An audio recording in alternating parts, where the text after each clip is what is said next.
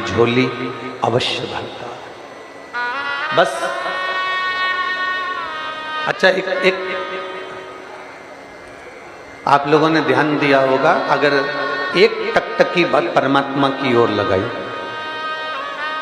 एक दृष्टि भगवान की ओर लगाई, एक दृष्टि महादेव की ओर लगाई और एक दृष्टि संसार में लगाई,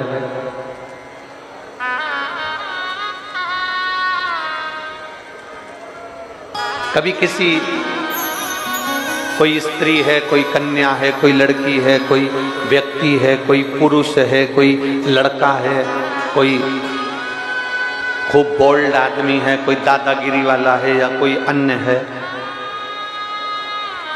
जरा देखिएगा आप, अगर उसको एक निगाह भरकर देखते जाएं, देखते जाएं, देखते जाएं, कोई लड़की, कोई महिला, कोई स्त्री, कोई पुरुष, कोई बेटा, कोई बेटी, कोई आदि कादिक, किसी को एक निगाह रखकर बिल्कुल टकटकी लगाकर देखते जाओ, देखते जाओ, देखते जाओ, तो उसके साथ वाले तुमको देना चालू कर देते हैं। बोलो तो सही है कि गलत है? जम के बोलो जरा, सही है ना? कि अगर तुमने किसी को एक टकटकी लगाकर, एक निगाह रखकर देखना चालू करा, तो उन्होंने तुमको देना चालू। उन्होंने निकाला जूता और चप्पल, जो मारा दड़ा दड़ दड़ा दड़ दड़ा। तुमने पूछा मुझे मार क्यों रहे हो, तो कहेगा इतनी देर से निगाह रख रख कर देख रहा है, एक टकटकी लगा कर देख रहा है, एक निगाह से देख रहा है, एक टकटकी लगाकर देख रहा है। तुमने निगाह लगाकर देखा, तुमने एक दृष्टि से देखा, तो उसने तुमको देना चालू करा। अब जरा विचार करिए, जब संसार वालों को देखा तो संसार वालों ने देना चालू करा, अगर मेरे महाकाल को देख लेते तो वो भी देना चालू कर देता, वो भी तो देता। संसार वाले कुछ और दे रहे हैं, संसार वाले तो दिए, उठाए ने जूता मार दिया, चप्पल मार दी ने, अब शब्द कह दिया, ताने दे दिए। संसार वाले तो ना जाने क्या दे, उसका कोई भरोसा नहीं है। पर यदि वही दृष्टि तुमने जैसे दूसरे को देखा, एक टकटकी लगाकर देखा, एक ध्यान लगाकर, एक निगाह से देखा, तो संसार वालों ने दिया। अगर वही निगाह, वही टकटकी, वही ध्यान अगर परमात्मा पर दिया होता, वही टकटकी, वही दृष्टि, वही नेत्र तुमने अगर भगवान को दिए होते, तो मेरा भगवान भी देना चालू करता और इतना देता कि तुमसे बटोरा नहीं जाता। देवता देते हैं पल्ला झाड़ कर और महादेव देते हैं छप्पर फाड़ कर। वो देता है, उसकी देने की रीति बड़ी अलग है।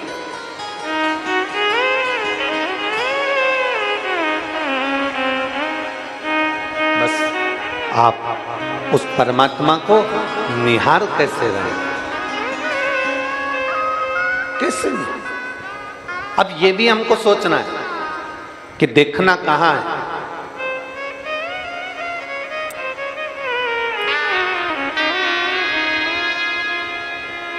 जब विशेष शरीर में अगर कोई रोग उत्पन्न हो जाता है, बहुत शरीर के अंदर अगर कोई बहुत बड़ी बीमारी हो जाती है, बहुत बड़ा रोग हो जाता है, बहुत तकलीफ आने लगती है,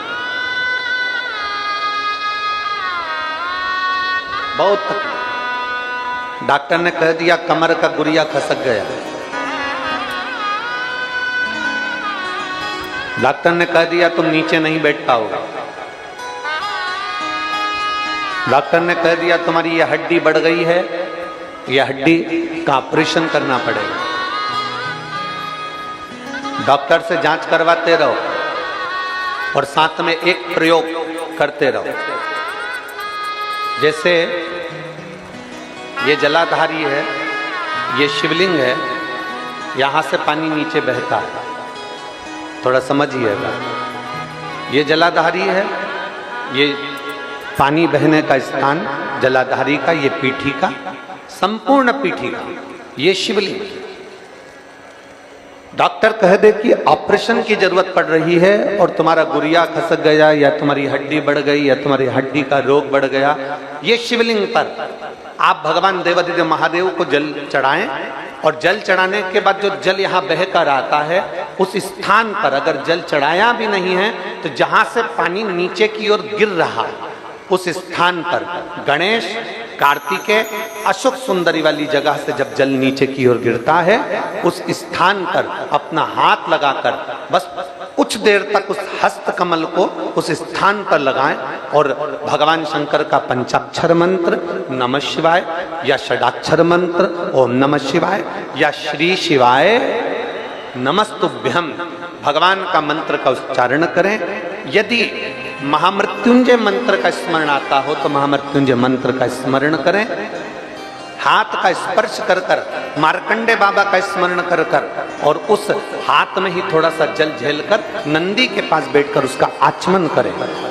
20 से 22 दिन तक ये आचमन चालू रहने दो और 20 दिन के बाद फिर जांच करवाओ। धीरे धीरे शरीर की गुड़ियां काम करना प्रारंभ करेगी, हड्डी काम करना प्रारंभ। शिव तत्व को प्राप्त, भगवान ओघड़दानी को प्राप्त। एक पत्र है, देखिए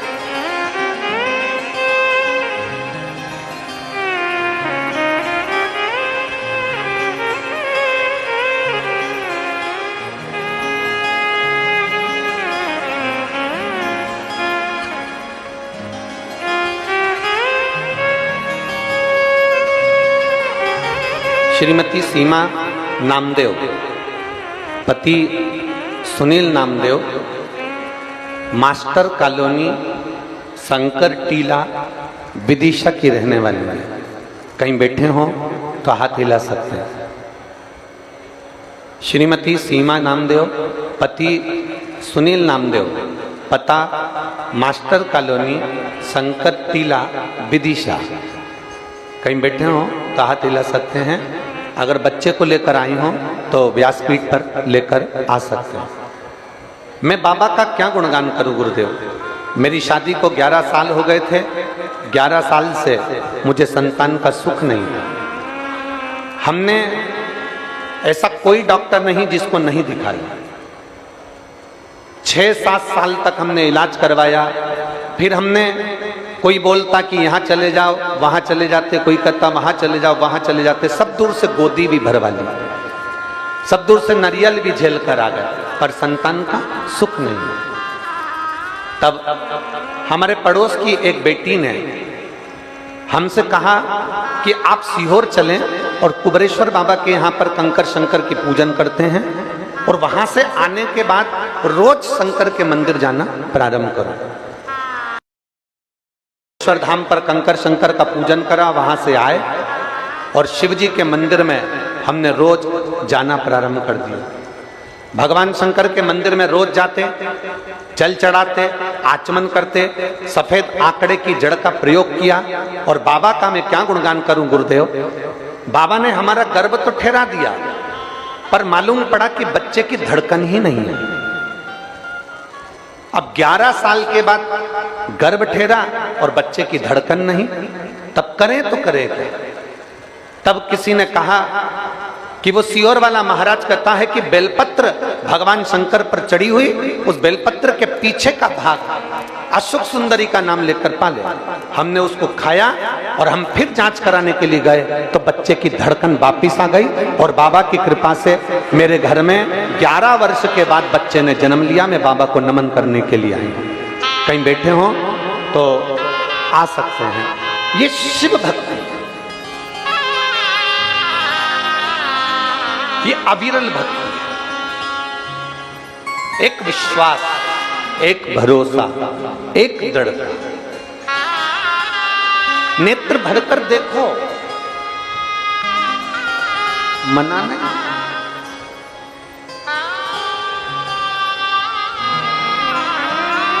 पर शिव महापुराण की कथा कहती है, भगवान शंकर का संवाद कहता है, भगवान देवादिदेव महादेव का चरित्र कहता है।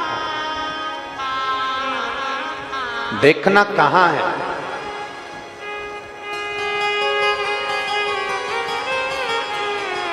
भागवत जी किस किसने सुनी है?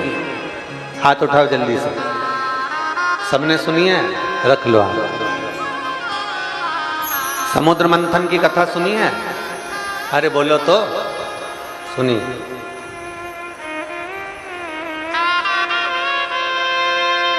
देवता और असुर दोनों ने मिलकर मंथन किया, सुनिए। अरे बोलो तो जम के सुनिए।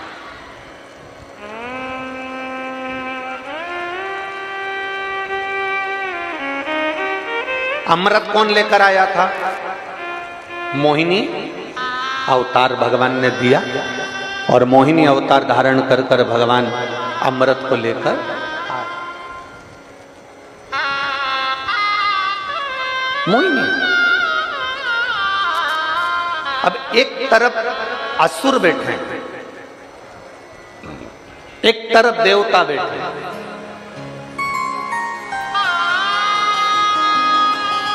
अमृत किसको मिला? बोलो जम के बोलो जल्दी से। असुरों को मिला। किसको मिला? देवताओं। शहनाई की आवाज कम करो।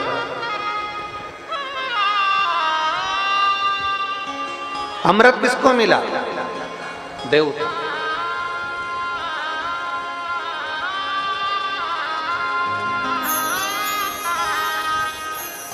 असुरों को अमृत नहीं मिला। शहनाई की आवाज कम करिए। अमृत किसको मिला? देवता। असुरों को अमृत प्राप्त नहीं हुआ। क्यों नहीं हुआ? ऐसा क्या कारण था कि देवताओं को अमृत मिल गया और असुरों को अमृत नहीं मिला? कारण क्या?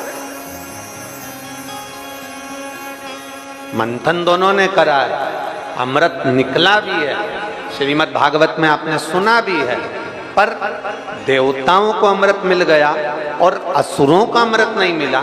उसका कारण केवल एक था। जब भगवान मोहिनी स्वरूप धारण कर कर, स्त्री का स्वरूप धारण कर कर, सुंदर स्वरूप धारण कर कर मेरे नारायण अमृत का कलश लेकर आए, तो असुर राक्षस वो मोहिनी भगवान के चेहरे को देख रहे थे और देवता मोहिनी भगवान के चरण को देख रहे थे। बस ये अंतर था, केवल यही अंतर। असुर राक्षस, सारे असुर, उनको नहीं मालूम कि ये भगवान है। उनको तो लग रहा कितनी सुंदर स्त्री है, कितनी सुंदर नारी है। आपने श्रीमद् भागवत में सुना होगा कि भगवान इतना सुंदर रूप रख कर आए थे कि देवता और असुर दोनों सुध खो गए थे कि इतनी सुंदर स्त्री कहां से आई। असुर मोहिनी भगवान का चेहरा देख रहे हैं, उनको नहीं मालूम कि मोहिनी भगवान है, वो तो स्त्री का चेहरा देख रहे हैं, वो नारी का चेहरा देख रहे हैं। असुर चेहरा देखने में रह गए और देवता क्या देख रहे थे? चरण, चरण।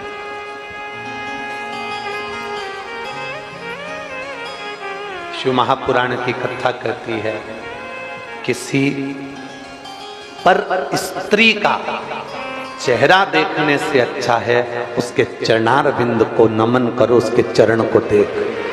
पर स्त्री, पर नारी, कभी किसी पर नारी का चेहरा देखने से अच्छा है कि उसके चरण देख। और ये भरी सभा लगी, इतनी बड़ी सभा लगी हुई थी, देवता असुर दोनों बैठे हुए थे। असुर चेहरा देखने में रह जाते हैं और देवता भगवान के चरण देखने में। स्त्री है, उनको भी नहीं मालूम कि ये भगवान है, वो तो चरण देख रहे हैं, चरण। और जिसने, शिव महापुराण की कथा कहती है, जिसने अपनी जिंदगी में मेरे भगवान के चरण देख लिए, जिसने अपनी जिंदगी में भगवान के चरणारविंद को पकड़ लिया, पकड़ लिया चरणार, जिसने पकड़ लिया, जिसने भगवान के चरणों को देखना प्रारंभ कर दिया, चरणों को छूना प्रारंभ कर दिया, चरणारविंद को देखना प्रारंभ कर दिया। किसी भी मंदिर में, भगवान के शिवालय में, देवालय में, कहीं पर भी जाओ, आप किसी भी मंदिर में पहुंचिए, अगर आते आते आप उस मंदिर की सीढ़ी को, आप उस मंदिर की चौखट को, आप उस मंदिर के शिखर को दर्शन करते हैं। शिखर का दर्शन क्यों करते हैं?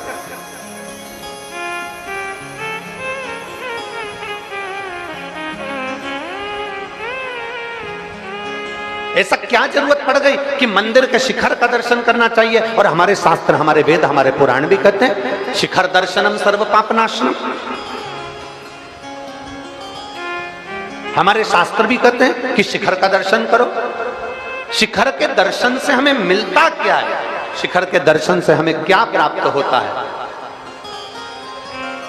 क्या मिलता, क्या प्राप्त होता है?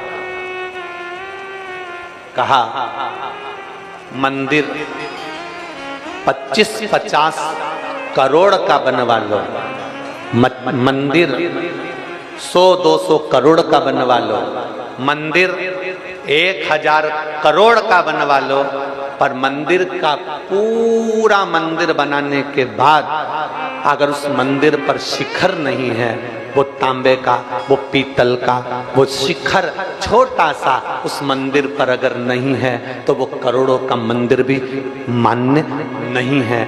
करोड़ों के मंदिर पर एक छोटा सा शिखर लगा होता है।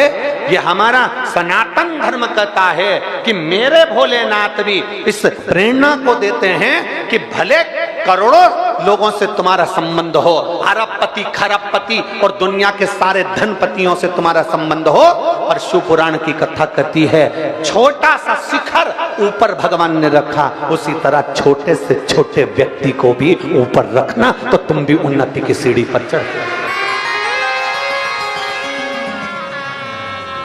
छोटे से छोटे व्यक्ति उन्नति की सीढ़ी पर चढ़।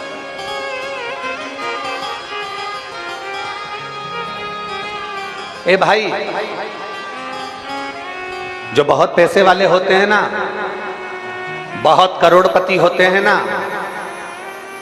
बहुत धनपति होते हैं, वो तो विदिशा के महल में से निकलकर कथा के पंडाल में नहीं पहुंचते हैं। प्रयास करते हैं हमको पास मिलेगा, सोफा मिलेगा, कुर्सी मिलेगी, पद मिलेगा, प्रतिष्ठा मिलेगी, सम्मान मिलेगा, तो हम कथा में जाएंगे, वरना हम कथा में नहीं जाएंगे।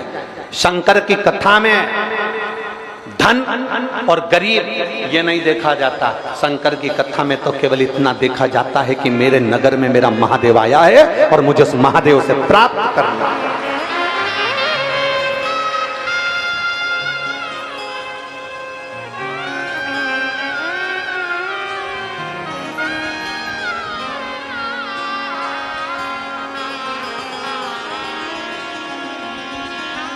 मेरे महादेव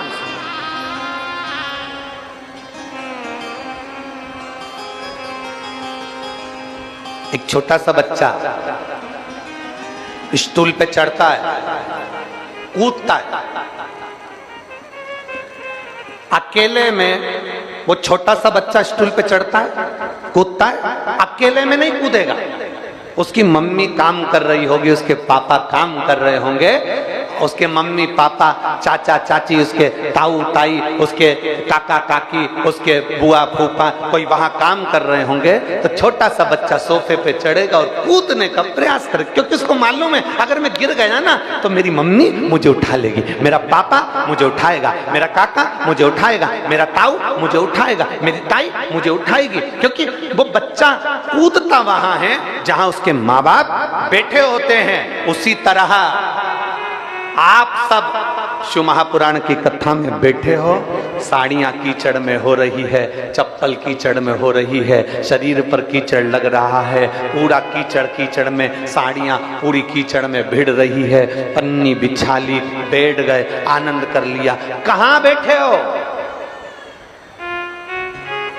छोटा बच्चा जैसे स्टूल पर चढ़कर गिरता है, कूदता है अपने माँ बाप के सामने, आपने भी विचार कर लिया कि ये कीचड़ में मैं बैठ रही हूं, पर किसी संसार वाले के सामने नहीं, मेरे कालाधिपति महाकाल के सामने बैठ गए। जब छोटे से बच्चे को गिरते हुए बच्चे को मां संभाल लेती है, बाप संभाल लेता है, तो आप भी जब इस शिव महापुराण की कथा में आकर बैठते हो ना, तो मेरा काल अधिपति, मेरा विश्वनाथ, मेरा महादेव आपको भी संभाल लेता है, अपनी गोदी में उठा लेता है। डगमूलता नहीं है।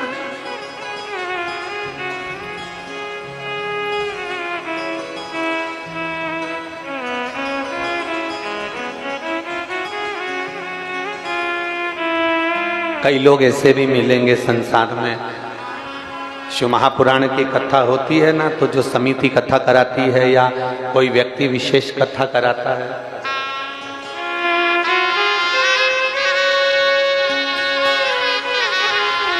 11 वर्ष के बाद बाबा ने संतान दी है। एक बार जोरदार तालियां।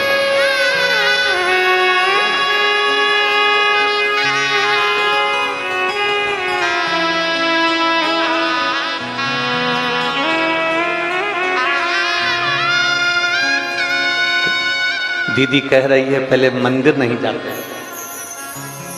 प्रणाम करो, प्रणाम करो। हाथ जोड़ो, प्रणाम करो।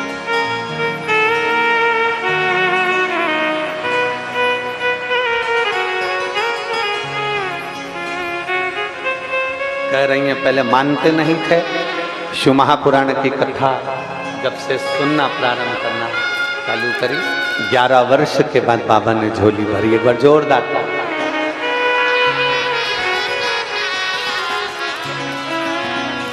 एक शिव तत्व,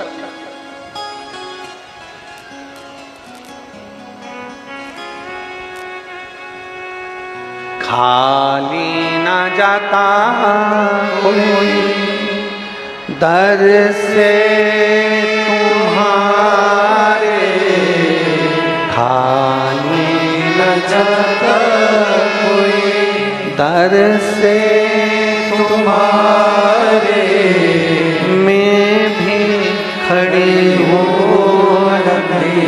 बाहें पसारे, अपने हृदय से लगा लो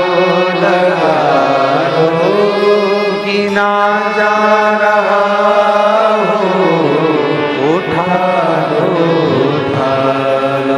भोले अपने घर से, अब तो न टालो, गिरी जा रही हो, उठा लो। एक दृष्टि से देख, चेहरा नहीं देखना है, हमें चरण देखना। मंदिर के शिखर को देखकर समझ जाओ, मंदिर के शिखर को देखकर समझ जाओ कि मेरा महादेव, मेरे राम, मेरे कृष्ण, मेरे दत्त, मेरी भवानी, मेरी दुर्गा एक छोटे से शिखर को ऊपर रखते हैं। हमें छोटे से छोटे व्यक्ति को साथ लेकर चलना, छोटे से छोटे व्यक्ति। जब हम छोटे से छोटे व्यक्ति को साथ लेकर चलते हैं तो हमारे जीवन की सार्थकता सिद्ध होती है। मेरे राम जी अयोध्या से चले थे, किसी पैसे वाले के घर में नहीं गए, किसी धनपति के घर में नहीं गए। मेरे राम जी चले थे, किसी वैभवपति के घर में नहीं गए। मेरे राम जी चले, किसी करोड़पति के घर में नहीं गए। मेरे राम जी अगर वन में गए तो एक एक संत, साधु, गुरु, ब्राह्मण, तपस्वी, साधक, उपासक, सन्यासी, साधक के पास में, अपने भक्त के पास में।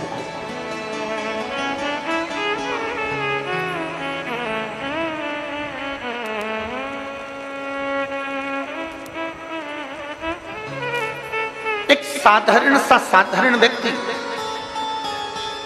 चलो एक प्रैक्टिकल करना आप अपनी जिंदगी में, एक प्रैक्टिकल कर लो और प्रैक्टिकल करते रहना चाहिए।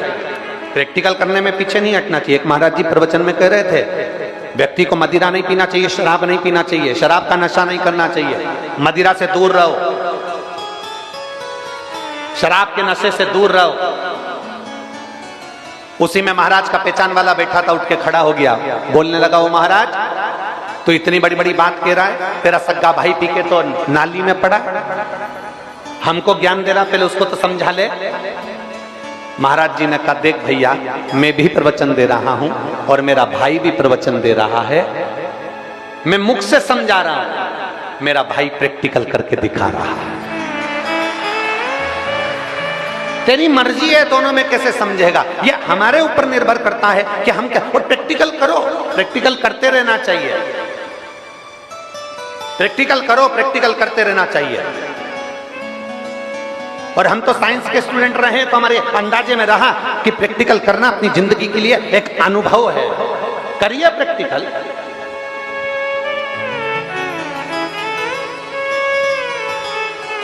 और करो, प्रैक्टिकल करके देखना। बहुत पैसा, बहुत पैसा एक अपने उस मित्र पर खर्च कर कर देखो जिसके पास में करोड़ों का धन है, और थोड़ा सा पैसा एक उस मित्र पर खर्च कर कर देखना जो बहुत साधारण सा है, जिसके पास में धन नहीं है, साधारण है। वो आपको अपनी पूंजी समझता है। आप पैसे वाले हो ना, आपका धन से उसको प्रेम नहीं है, वो आपको अपनी पूंजी समझता है। मेरा दोस्त बैठा है ना, समझ लेगा, उसको धन से मतलब नहीं, वो कभी नहीं मांगेगा।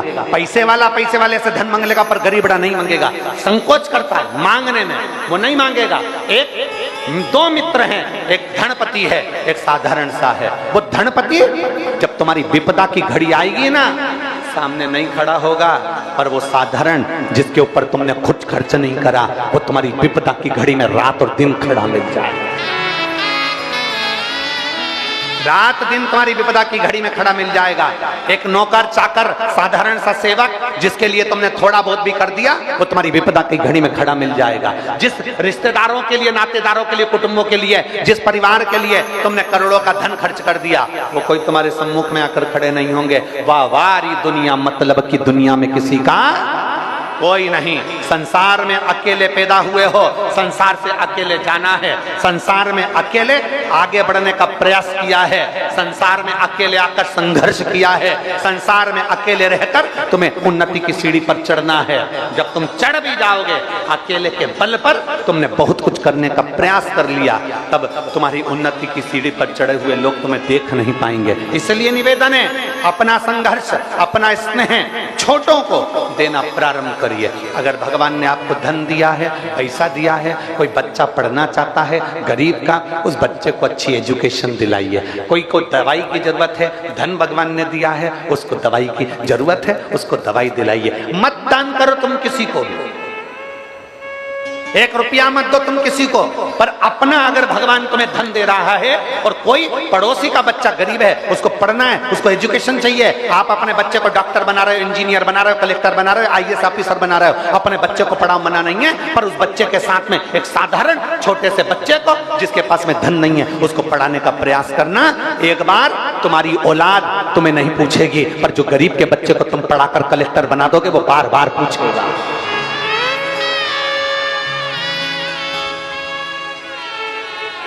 प्रयास करो, मत दान करो किसी को, मत 1 रुपया दो किसी को, पर अपने धन का सदुपयोग करो, अपने धन का सदुपयोग करो।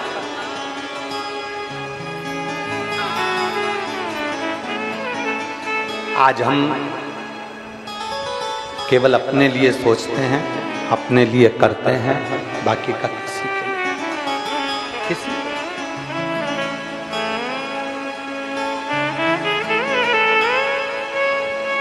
प्रयास करें।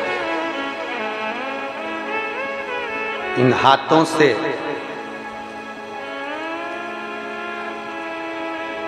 कमाने में, बोलने में, इस शरीर के द्वारा यदि हमसे कोई पाप कर्म हो भी जाता है, तो भगवान के चरणों में जाकर विनय कर कर, या किसी साधारण व्यक्ति भूखे को भोजन कराकर, प्यासे को पानी पिलाकर, बाबा बर्फानी की यात्रा प्रारंभ हो गई। अमरनाथ की यात्रा प्रारंभ हो गई। पूरे अमरनाथ में हर जगह जगह पर लिखा हुआ होता है, भूखे को भोजन, प्यासे को पानी, जय बाबा, जम के तो बोलो, जय बाबा बर्फानी।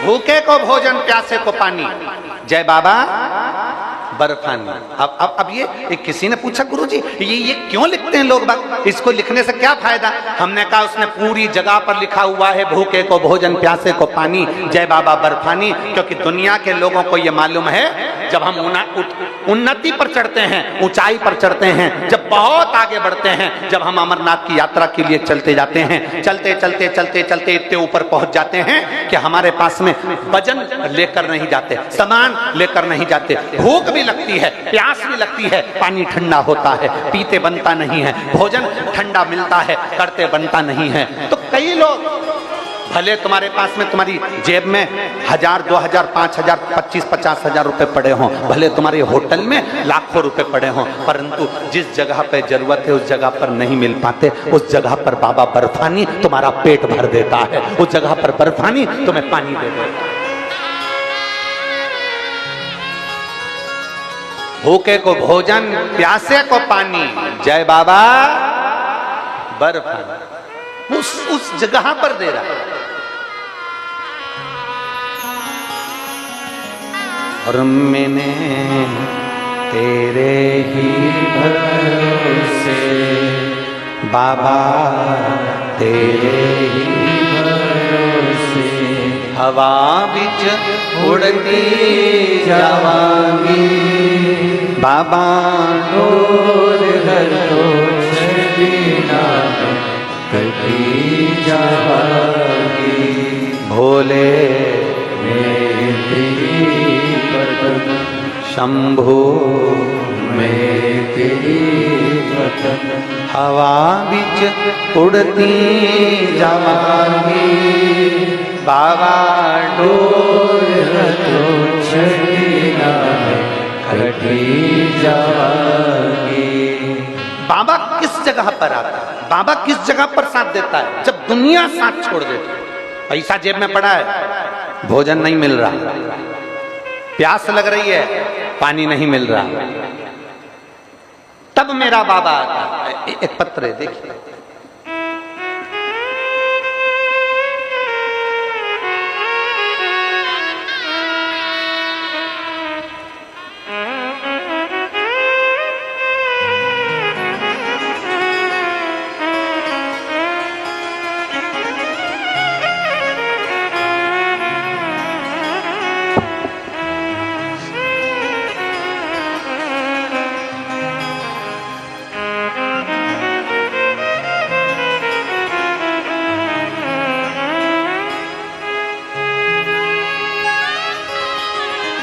अरुण सोनी, अरुण सोनी मेरा मोबाइल नंबर ये है, पूरनपुरा लाला धाऊ विदिशा। कहीं बैठे हैं पूरन सोनी जी, अरुण सोनी जी, अरुण सोनी जी कहीं बैठे हो तो हाथ हिला सकते हैं, और अगर बैठे हो तो बेलपत्र लेने आप ही हैं, एक बार इससे हाथ हिला दो जी, दिख गए, आ जाओ, बेलपत्र लेकर चले जाओ, आ जाओ, तीनों आ जाओ। अरुण सोनी मेरा मोबाइल नंबर ये है, पूरनपुरा लाल धाऊ विदिशा। एक लोटे जल का मैं क्या वर्णन करूं गुरुदेव। मेरे नाना जी को गले में दर्द हुआ, मेडिकल कॉलेज में दिखाया तो दूरबीन से जांच में गले में गठान और कैंसर जैसी बड़ी बीमारी का योग बता दिया। भोपाल में जांच के लिए हमने भेजा, भोपाल में जांच में तब मालूम पड़ा, दर्द बढ़ता चले गए। सूरत में हमारे मामा जी ने बुलाया, फिर से सारी जांचें करवाई, उसमें 4th स्टेज का कैंसर आ गया। डॉक्टर ने हमको बताया कि इनका कीमो करवाना पड़ेगा। मात्र 4th स्टेज के कैंसर के कारण बस मात्र ये 2 महीने के मेहमान हैं। पत्र में इन्होंने लिखा कि उन्होंने कह दिया कि 2 महीने बच्चे हैं इनके लिए, बस 2 महीने से ज्यादा ये नहीं रह पाए। लेकिन नाना जी ने कीमो नहीं करवाया और वापिस विदिशा आ गए। और मेरी मौसी और मेरे मौसा जी ने नाना जी से कहा, अब एक काम करते हैं, अपन सीहोर चलते हैं, वहां कंकर शंकर की पूजन करेंगे, रुद्राक्ष लेकर आएंगे और रोज प्रतिदिन आप मेरे साथ शंकर जी के मंदिर चलना, वहां प्रणाम करेंगे, जल चढ़ाएंगे और बाबा का जल पिएंगे। सीहोर गए, रुद्राक्ष लाए, तांबे के कलश में उसको गलाते और शिव जी को जल चढ़ाते और नाना जी को पिलाते। गुरुदेव, नाना जी के आहार नली से भोजन नहीं जा रहा था क्योंकि उनको गठान हो गई थी, तो भोजन बंद हो रहा था। पर हमने बाबा से प्रार्थना करी, रोज भगवान शंकर का रुद्राक्ष का जल दिया और शिव जी को रोज प्रणाम कर कर उनकी बेलपत्र ला कर देते। बाबा का मैं क्या गुणगान करूं गुरुदेव, बाबा तो बाबा हैं। हमारे नाना जी ने खाना खाना प्रारंभ कर दिया, उनका पहले लिक्विड ले रहे थे, अब भोजन करना प्रारंभ करा और धीरे धीरे धीरे धीरे बाबा की कृपा से 22 जून को हम 22 जून 2024 को वापिस मेडिकल कॉलेज में जांच प्रारंभ हुई और जांच में आया कि इनका शरीर ठीक है और बीमारी समाप्त की ओर है। मैं बाबा को धन्यवाद देने के लिए आया हूं। लाइन अच्छी लिखी है, आप और हम गुनगुनाते हैं। तेरी कृपा बिना एक भी लेते सांस तेरी कृपा से। अभी की सारी जांचें लगाई गई हैं जिसमें बाबा की कृपा से मेरे नाना ठीक हो गए। ये शिव तत्व है, ये शंभु, ये ओघड़ी, ये त्रिकालदर्शी, ये कैलाश।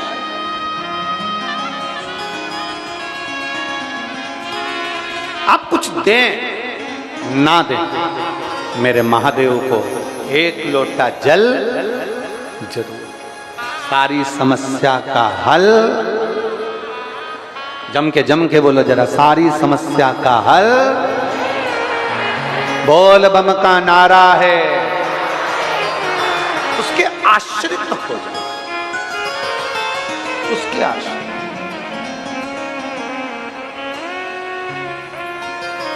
कहीं व्यर्थ में हमको पढ़ना नहीं, व्यर्थ नहीं।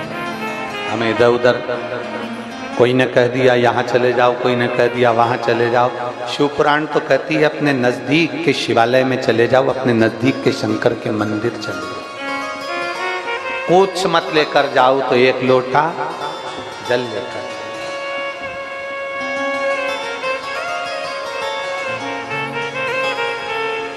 क्या लेकर? बाबा के चरणारविंद का स्मरण कर, लगाओ चरणों का स्मरण। और नैनों के दोनों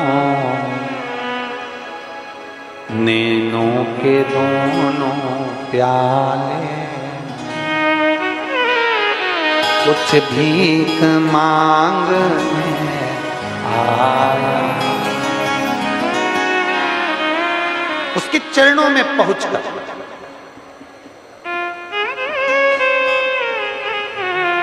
उसके दरवाजे पर पहुंचकर उससे केवल विनय करें, केवल विनय।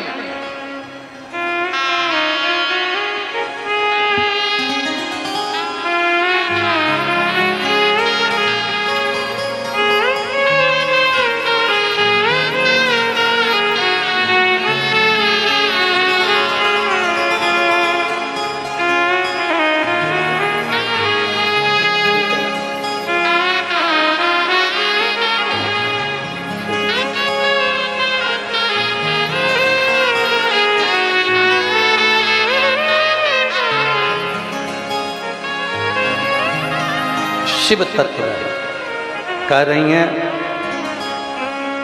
कथा सुनी, शंकर जी पर इतना भरोसा हो गया था, हमारे पिताजी को इतना भरोसा हो गया कि उन्होंने कह दिया था अब मेरा भोलेनाथ जैसा रखेगा वैसा रहूंगा। और आज जो रिपोर्ट आई, उस रिपोर्ट से जो 22 जून 2024 को आई, उस रिपोर्ट में बाबा की कृपा से कैंसर की रिपोर्ट नॉर्मल आ गई। ये शिव तत्व है, ये भोले बाबा तेरी माला भोला सब दुख काटो माला। ओ भोला सब दुख काटो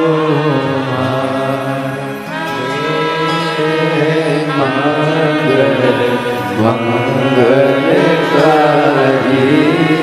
वेश है मंगल मंगलकारी। शमशान वासी हमारा शमशान वासी हमारा। ओ भोला सब दुख काटो हमारा। ओ भोला सब दुख काटो हमारा। भगवान शिव की कथा कर रहे हैं, ओगड़दानी का चरित्र का शिव महापुराण वर्णन कर रही है। शिव मंदिर में भगवान को पाने के लिए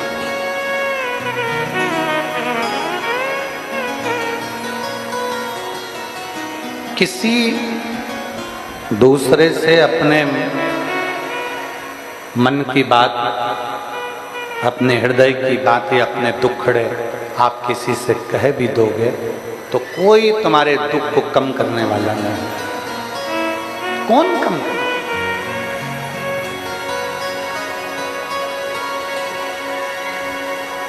आप अपने दुखड़े किससे कह सकते हैं? किसको कहो? दुनिया वालों से अगर अपने दुखड़े कहोगे तो लोग हंसेंगे, केवल आप परमात्मा से अपने मन की बात कहेंगे तो वो परमात्मा श्रवण करे।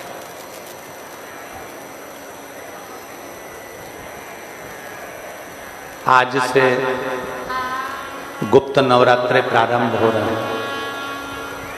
आषाढ़ के।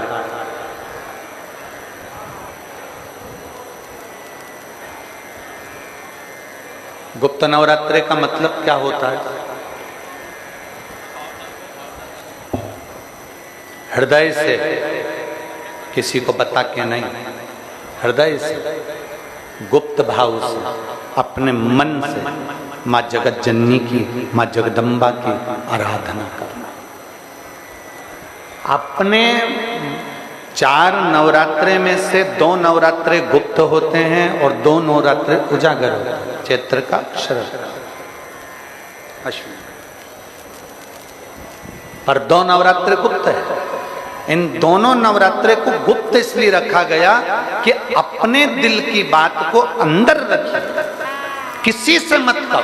गुप्त नवरात्रे का मतलब है आप माँ अम्बा से, माँ जगदम्बा से, माँ आदिशक्ति से, भोलेनाथ जी से, राम जी से, कृष्ण जी से, आपके इष्ट से आप अपने मन की बात कहें। उसी तरह गुप्त नवरात्रे हमको ज्ञान देते हैं कि अपने दिल की बात इधर उधर नहीं कहना, अपने दुखड़े यहाँ वहाँ जाकर नहीं रोना। अगर दूसरों के सामने जाकर अपने दुखड़ों को हम रोएंगे तो दुनिया केवल हंसेगी, इसके सिवाय कुछ नहीं करेगी। साथ कौन देते?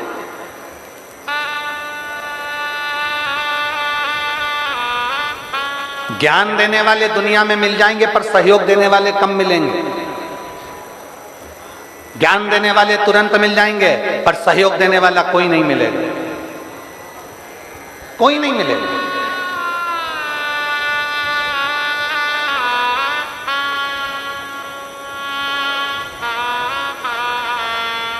आप अगर दुखड़ा रोवेगी ना तो लोग कह देंगे ऐसा कर लेना था, तुमको ऐसा कर लेना था, वैसा कर लेना था, ये कर लेना था, वो कर लेना, सब कह देंगे पर सहयोग कोई नहीं देने वाला।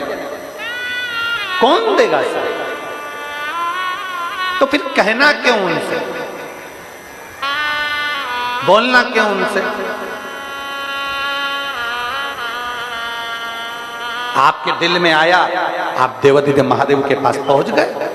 आपके दिल में आया, आप शंकर के करीब में पहुंच गए। एक पत्र है, देखिए, मेरा नाम श्रीमती आशा शर्मा है, मैं हरिपुरा विदिशा की निवासी हूं। आशा शर्मा कहीं बैठी हो तो हाथ हिला सकती हैं। मेरा नाम श्रीमती आशा शर्मा है, मैं हरिपुरा विदिशा की निवासी हूँ, कहीं बैठी हूँ तो हाथ हिला सकती हैं। आप ही हैं? एक बार वापस हाथ हिलाओ, आ जाइए, बेलपत्र ले जाओ। मेरा नाम श्रीमती आशा शर्मा है, मैं हरिपुरा विदिशा की निवासी हूँ। मेरे पति श्री दिनेश शर्मा 2 साल से बीमार हैं। उनके शरीर में गठान बताई गई थी। 3 बार जांच में पता चला कि उनको कैंसर बताया गया। जब हमने 2-3 जांच करा ली तब मालूम पड़ा कि उनको कैंसर बताया गया। हम AIMS हॉस्पिटल में ऑपरेशन के लिए उनको बोल दिया गया। एम्स हॉस्पिटल में जब ऑपरेशन के लिए बोला गया, ऑपरेशन कराने के पहले हमने विचार करा कि हम इनको ऑपरेशन हम कराएंगे पर थोड़ा रुक कर कराएंगे।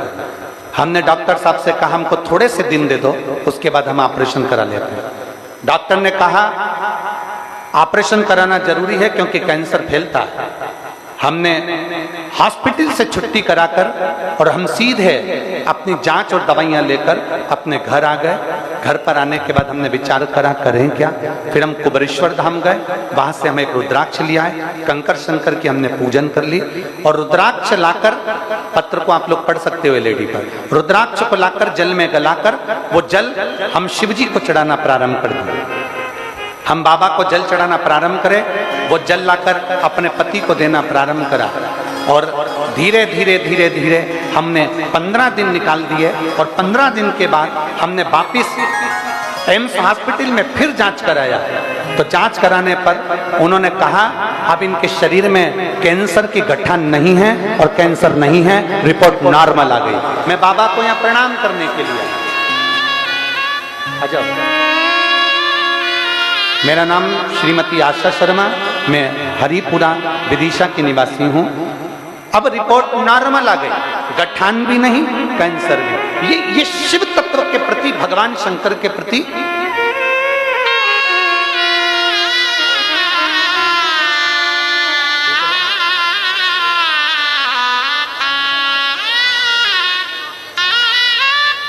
कह रही हैं। जिस दिन कैंसर का बताया था फैलने का, उसी दिन ऑपरेशन का डॉक्टर बोल दिए थे। फिर सीधे बाबा के धाम पर जाकर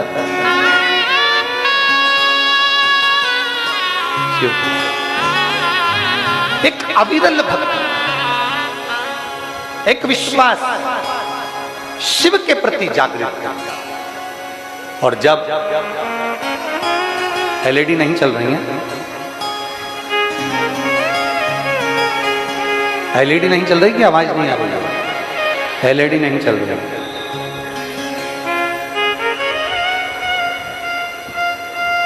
LED चालू करवा दीजिए LED वाले।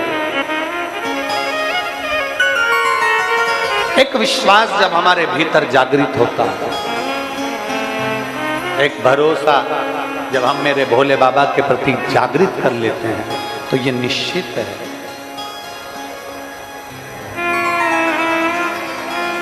मेरे बाबा दया करना, मैं तेरे भरोसे हूँ। भोले बाबा दया करना, मैं तेरे भरोसे ना घर के भरोसे हूँ, ना परिवार के भरोसे हूँ, ना घर के भरोसे हूँ, ना परिवार के भरोसे हूँ। मेरे बाबा दया करना, मैं तेरे भरोसे हूँ। भोले बाबा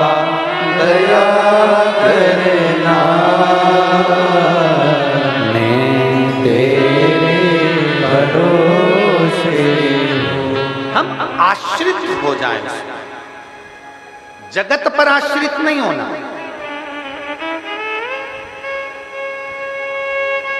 कोई बाबा तुमसे कह दे कि मेरे पास बैठ जाओ, मैं तुम्हारा कल्याण कर दूंगा, बाबा से कहना आप शंकर की शरण में बैठ जाओ, वो तुम्हारा कल्याण कर देगा। किसी के चक्कर में नहीं पड़ना, किसी ढोंग ढकोसले में नहीं पड़ना, किसी प्रपंच में नहीं पड़ना। हमें बैठना है हमारे देवाधिदेव महादेव के चरणों में जाकर बैठ। दुख आया है शंकर के मंदिर में एक लोटा जल लेकर पहुंच जाओ। किसी के पास कहां जाओगे, किससे कहोगे, किसके आगे जाके दुखड़ा रोगे, किससे विनय करोगे? शंकर की शरण में जाकर उसके चरणों में बैठ जाओ, उसके चरणों में। और शिव जी के मंदिर की सेवा करना प्रारंभ करो। सेवा चक्र। आप में से कितने लोग हैं जो शंकर जी के मंदिर में झाड़ू पोछा लगा देते हैं? हाथ उठाओ जरा। सभी लोग लगाते हो? करना चाहिए। दुनिया की नौकरी करोगे वो महीने की तनख्वाह देता है, और मेरे महादेव की नौकरी करोगे तो वो जिंदगी भर की तनख्वाह देता है।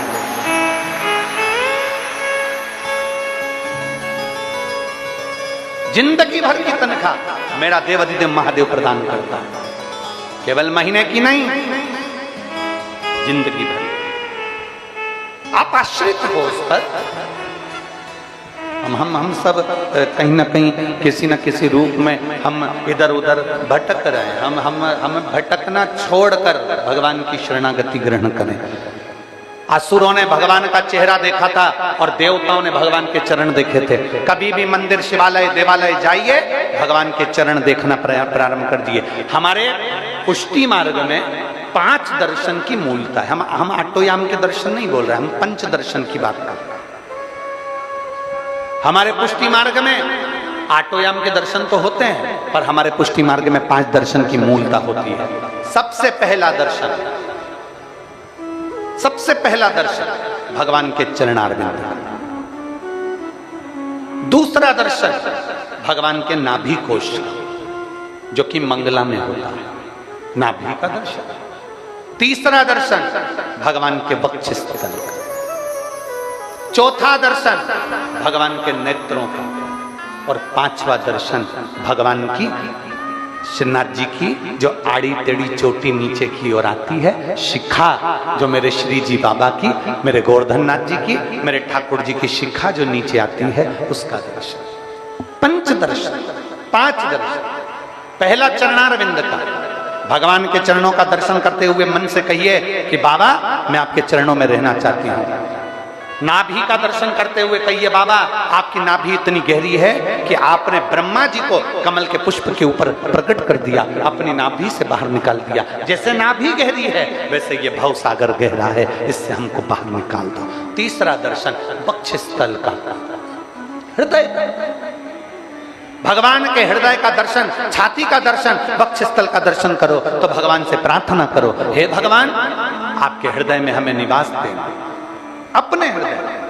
क्योंकि ये मेरी जितनी जीजियां बैठी हैं, आम का अचार डालें, नींबू का अचार डालें, चाहे गोंदे का अचार डालें, लेसुए का अचार डालें, चाहे गाजर का अचार डालें, चाहे मूली का अचार डालें, ये अचार कभी भी स्टील के बर्तन में नहीं रखते।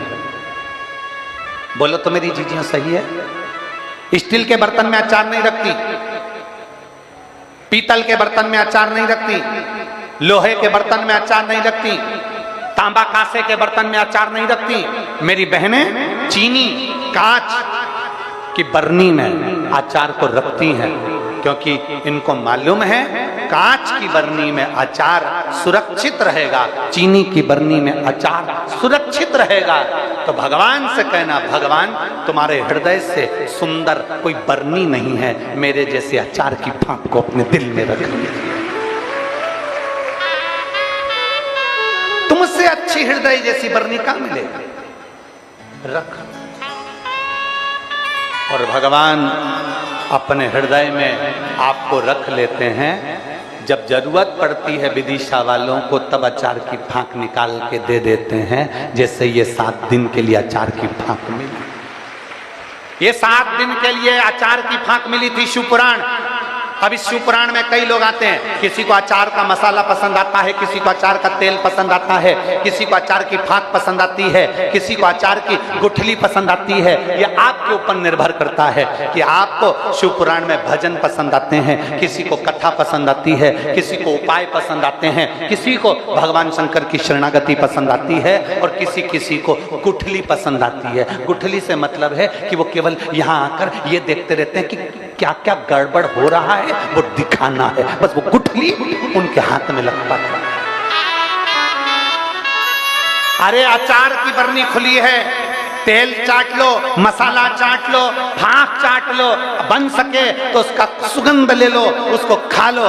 गुठली से मतलब तुमको क्या है? पर फिर भी इतना सारा कीचड़ है, लोग इधर से निकल के जा रहे हैं और मालूम पड़े हमारे विदिशा में कथा हो रही है, अच्छे से अच्छा अचार मिल रहा है, उसको चाटने का प्रयास करो। गुठली को खा खा के उसका रोंगड़ा मत निकालो। गुठली को खा खा के उसका रोंगटा मत निकालो। आखिरी में गुठली रह जाती है और 7 दिन की कथा पूरी होकर सब अपने अपने घर चले जाते हैं और उसके रोंगड़ा निकलता रहे। और अभी जल्दी रोंगड़ा खत्म भी नहीं होगा, 4-6 दिन तक और निकलेगा।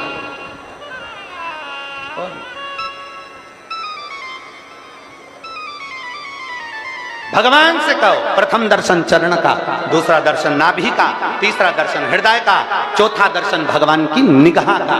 नेत्रों का दर्शन करिए मेरे भगवान के, नेत्रों से नेत्र मिलाने का प्रयास करिए। मेरे ठाकुर जी के, मेरे श्री जी बाबा के, मेरे गोवर्धन नाथ जी के नेत्र तिरछे हैं, मेरे ठाकुर के नेत्र तिरछे हैं। तिरछे क्यों?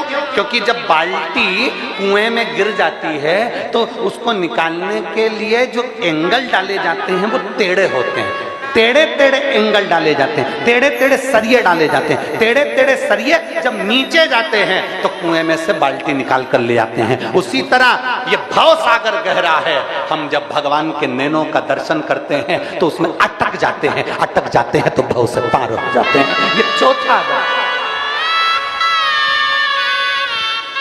5वां दर्शन है भगवान की, जम के बोलो सब, शिखा। मेरे श्री जी बाबा की चोटी का दर्शन करना, ऊपर से नीचे, नीचे से ऊपर, ऊपर से नीचे, ऐसी लहर खाती खाती आखिरी में नीचे जाती है। मेरे ठाकुर जी की शिखा कहती है उन्नति की सीढ़ी पर कितने भी चढ़ जाओ पर मेरे चरण को मत भूल जाना, मेरे चरणों में हमेशा पड़े रहना, इसलिए चोटी नीचे जाती है। चरण पर ध्यान देना, मुखाग्रविंद पर ध्यान नहीं, चरणों पर दीजिए। किसी पर नारी को अगर देख भी रहे हो तो उसका चेहरा नहीं, उसके चरण देख लीजिए। चरण। मेरे लक्ष्मण जी से पूछा गया था क्या ये तुम्हारी भाभी के जेवर हैं? सुनिए रामचरितमानस। अरे बोलो तो जम के सुनिए सबने। तुम्हारी भाभी के जेवर हैं, आभूषण हैं, इन आभूषण को तुम पहचानते हो लक्ष्मण? लक्ष्मण जी कहते हैं मुझे नहीं मालूम कि भाभी गले में क्या पहनती थी, मुझे नहीं मालूम कि भाभी सिर पर क्या पहनती थी, मुझे नहीं मालूम कि मेरी भाभी माँ अपने हाथों में क्या पहनती थी, मुझे नहीं मालूम कि मेरी भाभी माँ तगड़ी कमर में क्या पहनती थी। मेरी भाभी माँ के तो केवल पाँव के नूपुर और उनकी बिछुड़ी को मैं पहचानता हूँ, क्योंकि मैंने कभी उनका मुख का दर्शन नहीं करा, उनके चरण का दर्शन। ये है हमारा सनातन धर्म, ये है हमारा हिंदू धर्म।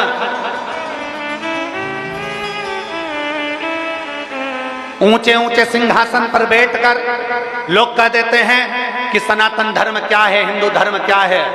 उनको बताना चाहिए ये हमारा सनातन धर्म आज नहीं, रामचरितमानस से सिखाता आ रहा है कि स्त्री के चरण देखना चाहिए, मुख नहीं, चरणों की बात करता है।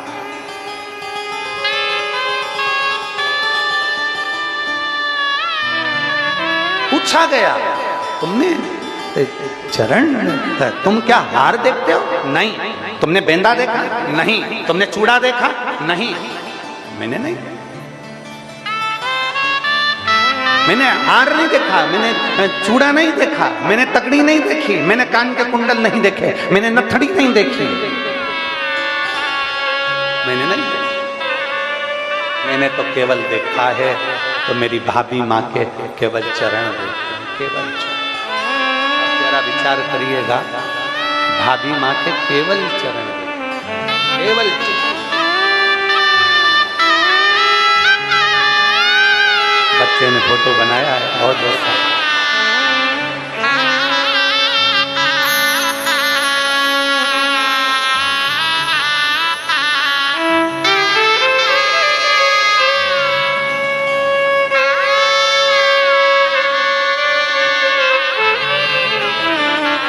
केवल एक चरण, चरणों के सिवा कुछ। हम भी मंदिर में जाएं तो भगवान का सुंदर स्वरूप देखें, मंदिर में जाएं तो शिवालय का दर्शन करें, मंदिर में जाएं तो भगवान के चरणों का दर्शन करें। पर आज के जमाने में व्यक्ति घर में तो ऐब देखता ही है, नगर में मोहल्ले में तो ऐब देखता ही है, साथ में लोग मंदिर में भी ऐब देखते हैं। पंडित जी को कितना आ रिया, थाली में कितना चढ़ा, क्यों पंडित जी तुमने हड़ताली का तीज की कथा बाची तो ब्लाउज पीस कितना आया, क्यों पंडित जी डोल 11 के डोल निकले, इधर निकलते हैं विदिशा में, डोल 11 के डोल निकले तो पंडित जी से कह रहे केले कितने हैं, अब तू बता कि तूने कितने केले चढ़ाए, तूने कितना रुपया चढ़ाया, तूने कितना रुपया का दान किया। हिसाब वो लेता है जो देता है, जिसने दिया ही नहीं उसको हिसाब लेने का कोई जवाबदारी नहीं।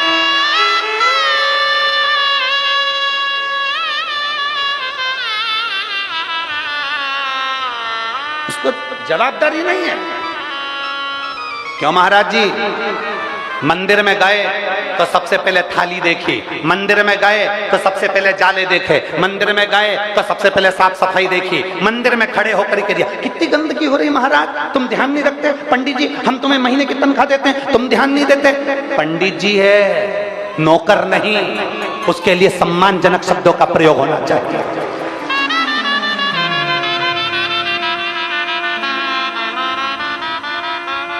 सेवा का मूल पहचानो, सेवा के क्रम को जानो।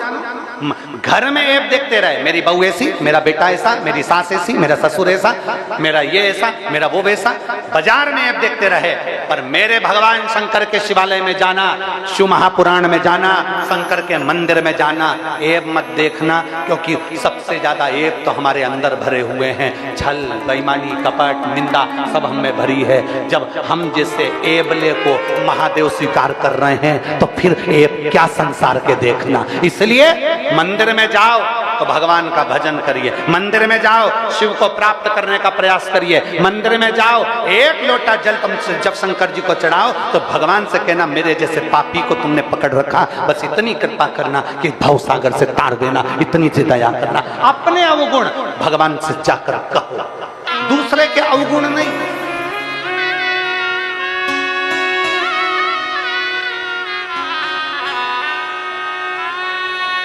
और मंदिर जाते समय अगर कोई तुमको ज्यादा ताने दे, अपशब्द बोले, तुम पे हंसे, उसे हंसने दो, ताना दे, देन दो, आड़ा टेढ़ा बोले, बोलने दो। तुम तो वो जितना जितना तुमसे आड़ा टेढ़ा बोले, तुम्हारे जो मंदिर जाओ और तुमसे कोई आड़ा टेढ़ा बोले, तुम उतनी जोरदार खजूर वाली छोटी बना के और अच्छा अच्छा जूड़ा बना के और सिर पे पल्लू डाल के और बढ़िया हाथ में लोटा लेकर जाओ। आग लगे बस्ती में अपन रहे हो मस्त, वो जितना बोले अपन उतनी जोरदार चल, जितना बोले। शिव स्तुति है, शंकर को तुम्हारे अंदर के अवगुण मेरे महादेव के सम्मुख में कह दो। ये नहीं कि महादेव को नहीं मालूम है, सबका मालूम है, सबका। यहाँ जितने बैठे हैं उनका भी, जो नहीं आए उनका भी, जो टीवी पर सुन रहे हैं उनका भी, जो नहीं सुन रहे हैं उनका भी। जब अपन सब पैदा होते हैं ना, तो जैसे मोबाइल वाला मोबाइल जब देता है ना, तो उसमें सिम डाल कर देता है कि ये चालू हो जाएगा, बस बटन दबा लेना। अपन जब पैदा हुए थे तो परमात्मा ने भी अपने अंदर एक सिम डालकर पैदा करा था। अपन सब लैपटॉप से जुड़े हुए हैं, उसके नीचे के लैपटॉप कभी भी उड़ सकते हैं, नीचे की आइस कभी भी उड़ सकती है, नीचे के मोबाइल कभी भी उड़ सकते हैं, नीचे का नेटवर्क कभी भी उड़ सकता है। ऊपर वाले ने जब पैदा करा एक एक सिम फिट करके भेजी है। तुम कहाँ जा रहे हो, क्या कर रहे हो, क्या खा रहे हो, क्या पी रहे हो, कैसे जा रहे हो, क्या कर रहे है, किसके लिए निंदा कर रहे है, किसके लिए क्या बोल रहा है, उसके लैपटॉप में सब है। यहाँ से जब जाओगे सारा हिसाब बोल दिया जाएगा।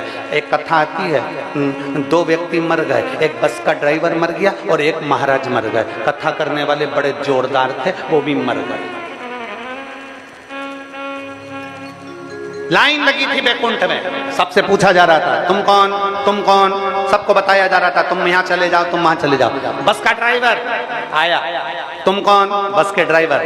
बस का ड्राइवर चाबी घुमा रहा था, हेड पहना था फटा हुआ जीन्स, चाबी। पीछे पंडित जी खड़े थे, महाराज जी खड़े थे। महाराज जी ने कहा देखो कैसे कैसे लोग बैकुंठ जाते हैं। तुम कौन, बस का ड्राइवर। एक काम करो, वो सामने वाला जो एसी का रूम है, सूट रूम है, उसके अंदर चले जाओ, वहां जाकर बैठ जाओ। वहां पर तुम्हारे लिए चांदी की थाली में खाना आएगा, भोजन कर लेना, दूध आएगा पीना, खूब प्रेम से तुम्हारे लिए पंखा झेलने वाले मिलेंगे। खुश हो गया बस कर रहे। थोड़ी देर बाद महाराज आ गए। तुम कौन, हम गांव के महाराज जी हैं, हम कथा करते हैं, प्रवचन देते हैं, लोगों को प्रवचन सुनाते हैं, कथा करते हैं। अच्छा एक काम करो, सामने जो झोपड़ा दिख रहा है उसमें चले जाओ, गेहूं रखा है पीस लेना, खा लेना।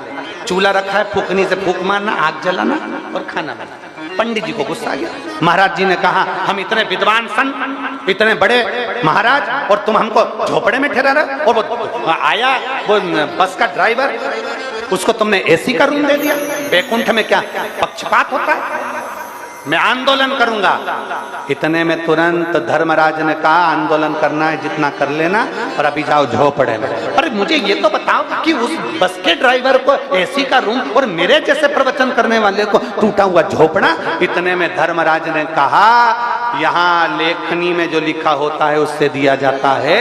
वो बस का ड्राइवर जब बस चलाता था इतनी तेज चलाता था, जितने यात्री अंदर बैठे रहते थे सब हनुमान चालीसा पढ़ते थे, सब हनुमान चालीसा पढ़ते थे, सब की सब भगवान को याद करते थे। इसलिए उसने कभी भजन नहीं करा, वो कभी कहीं नहीं गया, पर अपनी बस में बैठे हुए लोगों से भी भगवान का नाम निकलवा दिया। इसलिए उसे एसी का रूम मिला है।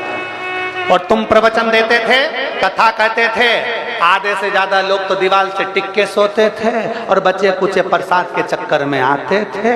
और इतनी देर में अक्षतम केशवम हो जाता था, तुम अपने घर सामान बटोरे चले गए और बाकी के सब अपने घर चले गए। तुमने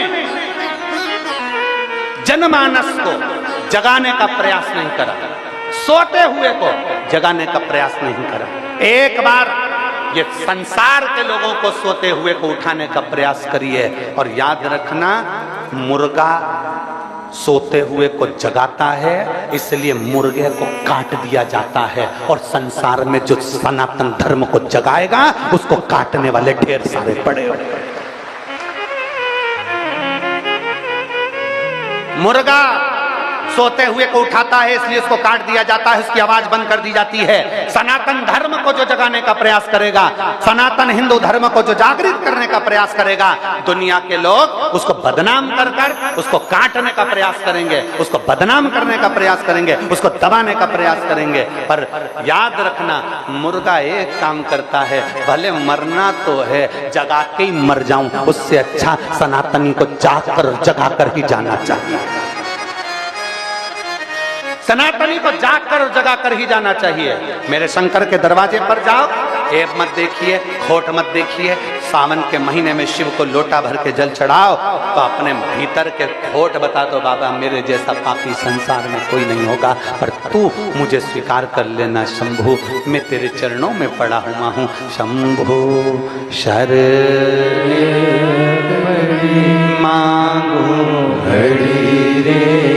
घड़ी दुख काटो दया करीन दर्शन अपने भीतर के खोट। हाँ, हम जब भगवान के समय एक पत्र है,